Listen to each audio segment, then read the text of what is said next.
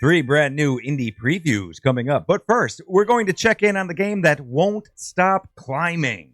Peak has now reached 4.5 million copies sold in only 1 month. The Gamer Buff, what's up? Not much. How you doing, Carps? Dude, tell me about Peak. How is this happening? I have no idea. This was a just all of a sudden type of game. Just two different developers getting together in what they call a game jam, just locking themselves in an Airbnb and coding and creating a game nonstop for like a month. And they came up with this beautiful game called Peak Co-op Climber. It's a lot of fun, and it's pretty much taken, gaming by storm. And it's, an awesome indie game, collaboration of two great studios. And I don't know, man. It's 4.5 million copies sold. It's got an amazing rating. Like I was telling you, I think it reminds me of like a Hades trajectory. Hades sold about it's right around 9 million sold right now, give or take what estimations you use, and they're in the mid to upper 90s still with rating. I mean, like that's the benchmark you want to hit, and this was just a game they made out of nowhere. That's what's so incredible about it, man. Yeah, Landfall and Agro Crab, they came together, like you said, locked themselves in a room. Took a month and a little game jam, and they never expected this. Like, these dudes will tell you they're blown away by this. It's amazing. Now you mentioned Hades, right? Yeah. So I want to ask you, Peak, is this just like, American Hi-Fi flavor of the week?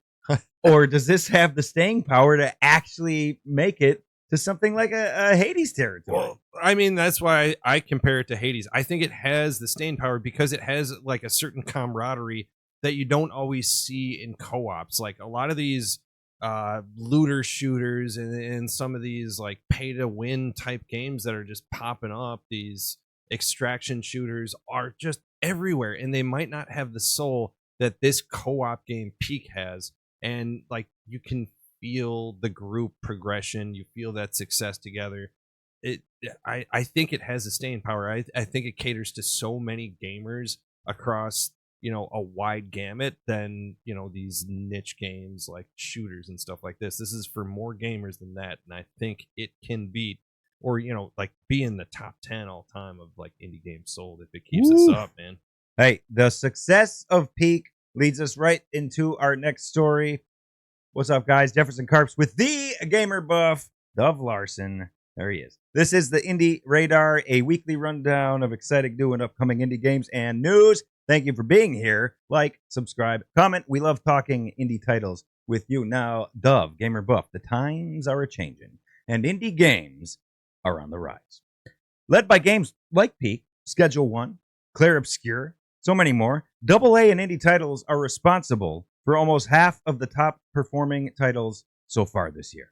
I mean, I'm honestly not that shocked. The heart and soul that indie games put into what they develop is just, it's incredible. And it's why we started this channel. It's why I like playing these games so much. But like you said, it's almost like half the top 20 games are made by indie developers. And if you look at the top 5, 3 indie games are in there. Schedule 1, Repo, and Kingdom Come Deliverance are all the top 5 played. And like Split Fiction, not even close to like a AA, but it's a smaller studio. Like they have the indie feel, like they're different path. But again, 3 out of the top 5. That's incredible for true indies. That's insane, man. Because it's a better game. It has heart. It has passion. Exactly. And it has a small team in one place working on it. As far as like, then you look at these, major releases and these big studios, and it's just like there's 17 different like places throughout the world that they're like shipping off certain parts of this game to. How could you ever come together and like actually have a vision and feel a feel for that game? It's like they're, these AAA games are oftentimes crap games. Look at Mind's Eye. Like, look at what these people are doing. And then look at like the love and the passion and how great these indie games are. This isn't like I only play indie. I don't play major. This is, what people are going to play? Good games. Right. Really at good the end games. Of the day, that's all people want are good games. Boom. And more, it's indie games that they're playing because they're the best games. Absolutely. I mean, like you fall in love with these good developers. Look at Rematch. That they made one of my favorite games, Slow Clap, Sifu. I love it. Rematch is blowing up. It's a great multiplayer game because like they look at it not through microtransactions, they look at it through the actual aspect of the game, the mechanics of the game, how people respond to it. And that's why these indie games do better than these yearly releases made by the biggest studios with hundreds of developers who are barely connected at all to the same idea, let alone making a game that has some kind of soul or art or feel to it. Yeah, so the big money is less important, and the actual great games are becoming more important. They're getting out there, and this is huge, man. Give these guys a chance. They're making some great games. So let's take a look at some of the upcoming indie titles that could be the next smash hit, starting with my personal favorite, Fallen City Brawl, launching August 12th. It's a retro arcade style beat 'em up, and Buff, let me tell you something. This game is definitely retro. Look at this thing. It's amazing. That's what got me excited about it. It reminded me of like the Final Fight, the Streets of Rage. Yep. Like it just called back to those old 90s arcade style beat 'em ups. Same animation, same graphics.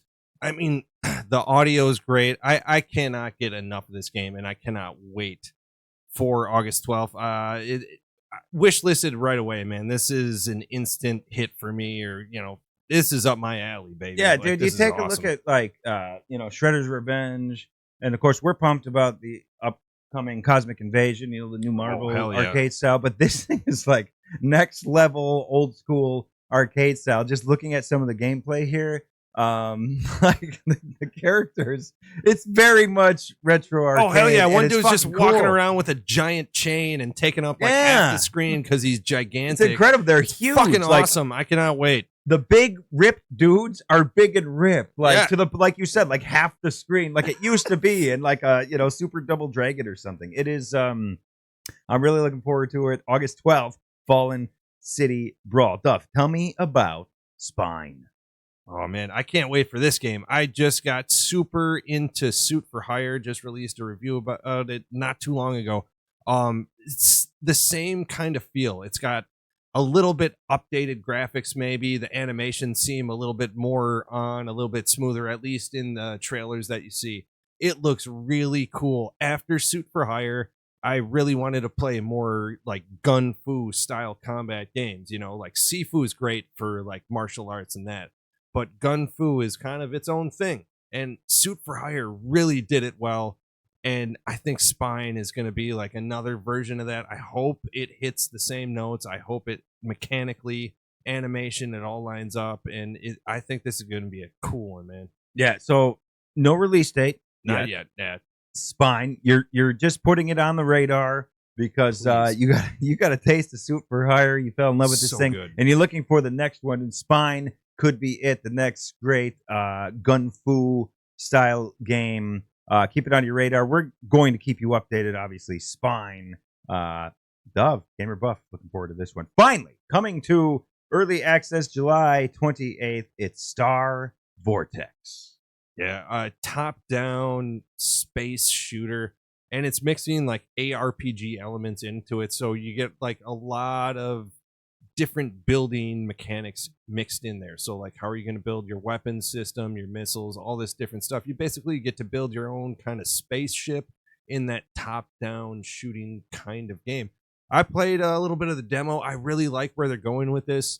It's a demo, so it's always early. But I can't wait to see the full version. I played Starcom, loved that game for like all it's worth. Has similar combat to that, and I think you guys just talked about one on Nova Drift. I'm an idiot. It looks a lot like it. Nova Drift. Doc Adams covered it on the Indie Vault this week. It has a look. I did not play the demo, but just watching some of the gameplay, that's a great game, and this game looks a lot like it. Maybe even next level. Yeah, and it's out in like 2 weeks. Yeah, it's coming out soon, and try the demo if you're interested. But I think mixing those mechanics in there is really interesting. If they do that well and the combat really hits, this is going to be a lot of fun. Star Vortex. Early access, July 28th. All right, out right now. Watch the official Indie Spotlight review of Suit for Hire. And Dove, you have more to come on this game. Hopefully pretty soon this week. What's the word, Bird? Dove, damn it.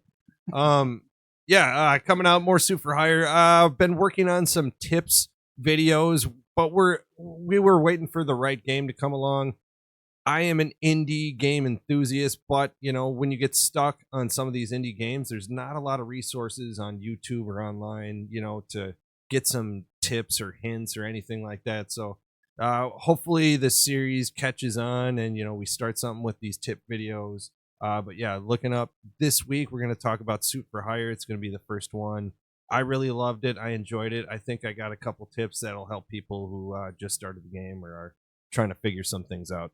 Right. And in the meantime, go watch the Suit for Hire Indie Spotlight from the Dove, the Gamer Buff, at the Gamer Buff. This is the Indie Radar at the Gamer Buff. Please get ready for Fallen City Brawl. We love it, and we love you. So like, share, and subscribe. Fight for us, damn it. We're sure the hell fighting for you. Let's bring in the Doc. Doc Adams of the Indie Vault. Right. He's joining us here, and full disclosure, he's very, very bad at football. Well, 1-0 against Todd the Bod. So I mean, I'll not take it. true. Yeah, well, Accurate that's at not all. true. debatable. So. The opposite of that. Great show, you guys. That was amazing. You guys are hitting your stride. Every show is better than the last one. You mentioned Spine. I'm excited. But you know, things go really fast nowadays. There's actually a sequel in the works already. Spine versus Spine. There's two big nose fellas, one in a white suit, one in a black suit, and they try and blow each other up, which I'm excited for. I don't know, but otherwise, Star Trek. what? Great show, you guys. You were amazing. Thanks.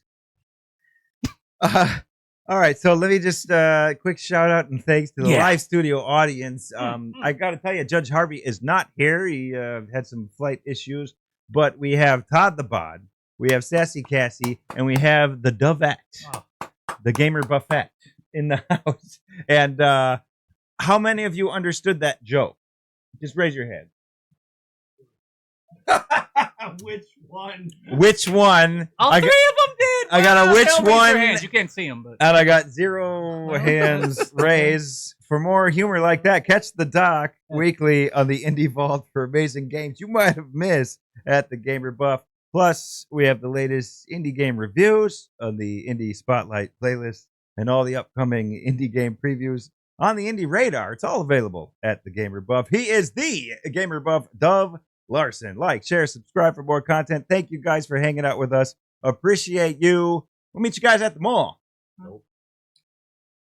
Oh boy. Well, geez, I need everybody in on this. Game on is the line. Hey, everybody. Game on. Game on. We nailed it. Play us out. What does that mean? To end the show? Like, there's no words here. I don't know what I... You ready? I don't know my rhymes. We prepped for the show 6 hours ago. Then you guys brought over like 17 joints. And let's go. All right, ready? His fucking hair is a disaster.